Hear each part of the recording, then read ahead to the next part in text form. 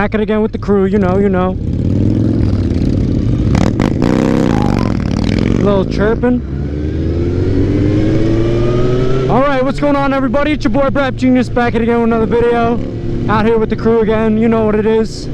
Today I'm going to be talking about whether or not you guys can start on a 600cc motorcycle. So I've been riding for a couple years, and I'll tell you what, there are some people that can start on a 600, there's some people that can't. And that's just the truth. Some of you should, some of you shouldn't. And I'm going to talk about those who should and those who shouldn't. So for those of you that are interested in watching this video, you're probably watching because you think you're someone that wants to start on a 600.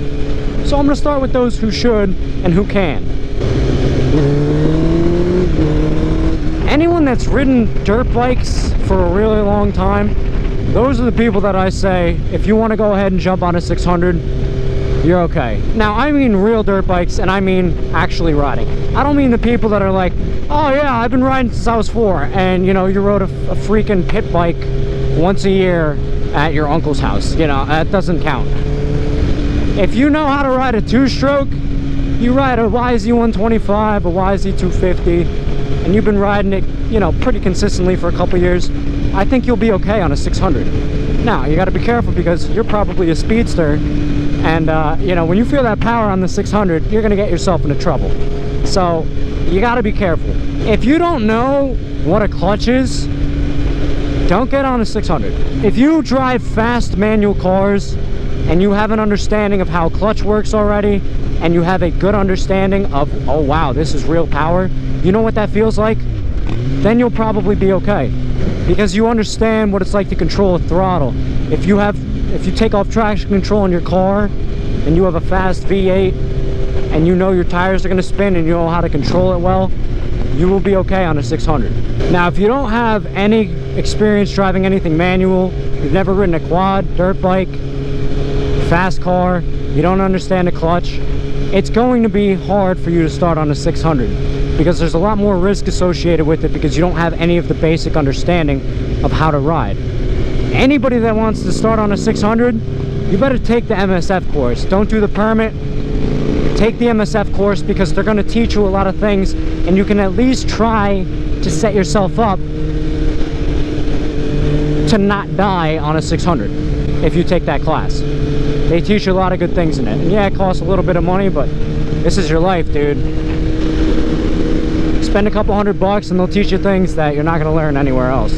But really the only other people, if you don't have any experience with clutch, quads, dirt bikes, fast cars, are people with A, good self-control, and B, patience. Just as I said in my Can You Start on 1000 video, that same thing applies to people that want to start on a 1000.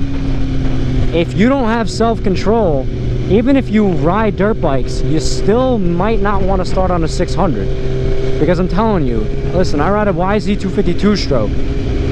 That bike hauls pretty good. It's not the fastest dirt bike in the world, but it moves. It's got some balls. And I'll tell you right now, a 600, the power on that thing, ooh, what a sweet S1000. Anyway, the power on that thing, compared to my YZ250, I can't describe it. When you're in those high RPMs, you're on an R6, you're up at 16,500 RPMs, oh my gosh, I don't care how long you've been riding dirt bikes, you're not ready for that right out the gate. So if you're someone that's just going to jump on and you're a cocky person, you're overly confident, you're going to get yourself hurt. Those people should not be on 600s. If you have good self-control and you understand that you need to grow into the bike, then you should be alright. I have a couple friends that wrecked really hard on 600s because it's a maturity thing, honestly.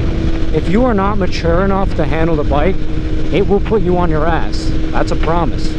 I've had multiple friends wreck, thank God they were okay, but they went down, and I'll tell you what, they didn't want to be on a sport bike after that. They got back on motorcycles eventually, but they weren't doing that sport bike thing anymore because they realized it wasn't for them. They realized, you know, they saw how dangerous it really is. And unfortunately for a lot of people, you don't have that moment until it happens to you. A lot of people don't realize, they're like, oh, you know, I'll be fine. I'm not like those people that crash. It happens to anyone. It could happen to me, it could happen to you, it could happen to anybody in this group, God forbid. but that's the reality of it. And you know, the more cocky you are on a fast bike, the more likely you are to get yourself hurt. You have to be willing to take a step back when you get confident and you're like, hey, you know what, I think I know what I'm doing. Don't go chasing that red line. Wait. Keep getting better. Progressively go to higher RPMs.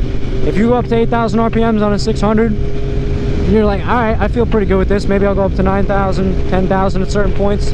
Okay. Also, anytime you want to go fast on that bike, make sure you know the road you're on.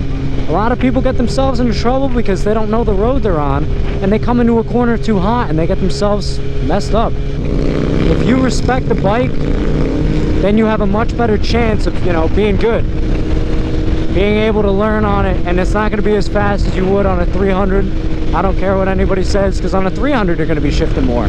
Like I said in another video, you know, you are the only person that's going to know what you can handle.